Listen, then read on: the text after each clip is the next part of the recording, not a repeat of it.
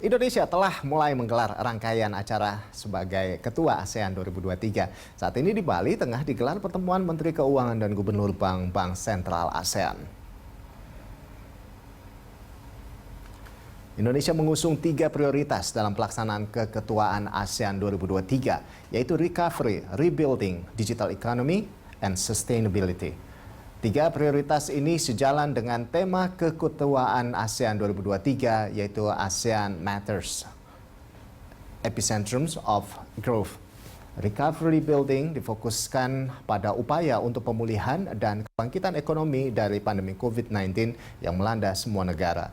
Prioritas kedua yaitu ekonomi digital. Dalam konteks digital akan membuat ekonomi dan sektor keuangan menjadi lebih efisien. Sementara itu prioritas ketiga adalah terkait ekonomi berkelanjutan di negara-negara anggota ASEAN.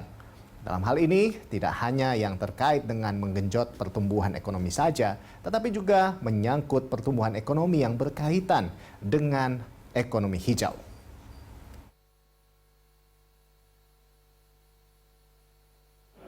Bagaimana kita recover dan rebuilding?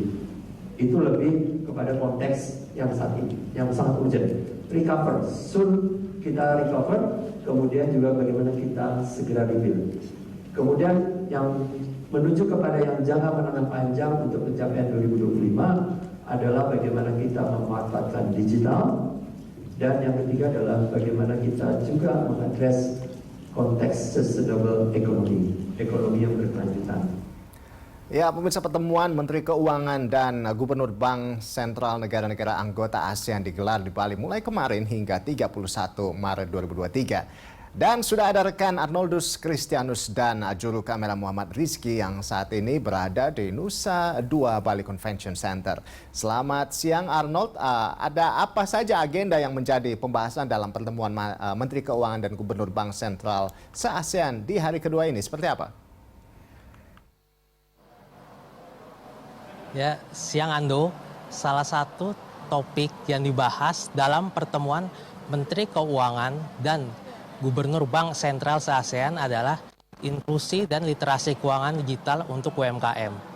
Dari data yang kami dapat, UMKM berperan hingga 35%, dalam kisaran 35% hingga 69% terhadap PDB negara anggota ASEAN. Sedangkan bagi Indonesia sendiri, UMKM merupakan tulang punggung perekonomian nasional dengan porsi terhadap PDB mencapai 61% dan menyumbangkan 97% lapangan pekerjaan.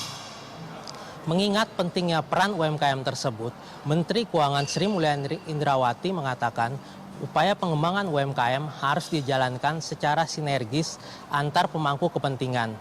Dia juga menyoroti pentingnya digitalisasi terhadap UMKM. Seperti yang kita ketahui, dalam 3 tahun terakhir sejak terjadi pandemi COVID-19, digitalisasi menjadi penopang geliat UMKM. Sebab saat ada pembatasan kegiatan dan aktivitas masyarakat, semua kegiatan UMKM bisa dijalankan secara digital dan transaksi juga dijalankan secara digital. Dengan adanya digitalisasi tersebut, UMKM juga memiliki track record, dan maksud kami bisa memiliki rekam jejak secara perbankan dan bisa terhubungkan ke akses ke lembaga perbankan. Dia dalam kesempatan tadi, Menteri Keuangan Sri Mulyani Indrawati juga menyarankan 3 langkah untuk memperkuat kerangka kerja regional ASEAN dalam upaya mempromosikan inklusi dan literasi keuangan digital bagi UMKM. Pertama yaitu menyediakan basis data yang jelas, maksud kami memiliki basis data yang kuat untuk semua negara, untuk semua UMKM di negara anggota ASEAN. Sehingga pemerintah bisa menentukan program yang tepat.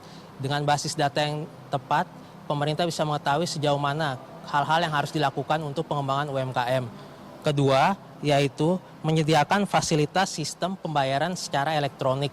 Hal ini akan mempermudah transaksi UMKM, bahkan dengan ada sistem pembayaran secara digital, pelaku UMKM bisa, maksud kami pelaku UMKM bisa melakukan transaksi tanpa melakukan pembayaran secara fisik. Dan yang ketiga adalah peningkatan kapasitas UMKM seperti kita ketahui banyak masalah yang sedang kita hadapi dalam pengembangan UMKM, yaitu baik mulai dari pengembangan produk hingga pemasaran kepada konsumen. Itu dia 3 hal yang disampaikan Menteri Keuangan Sri Mulyani Indrawati dalam pengembangan UMKM bagi pengembangan UMKM di negara-negara anggota ASEAN. Sampai saat ini masih berlangsung sejumlah high level meeting yang terkait dengan ekonomi dan inklusi keuangan. Ya, demikian Ando, kembali ke studio. Baik, terima kasih Arnoldus atas laporan Anda dan selamat bertugas kembali.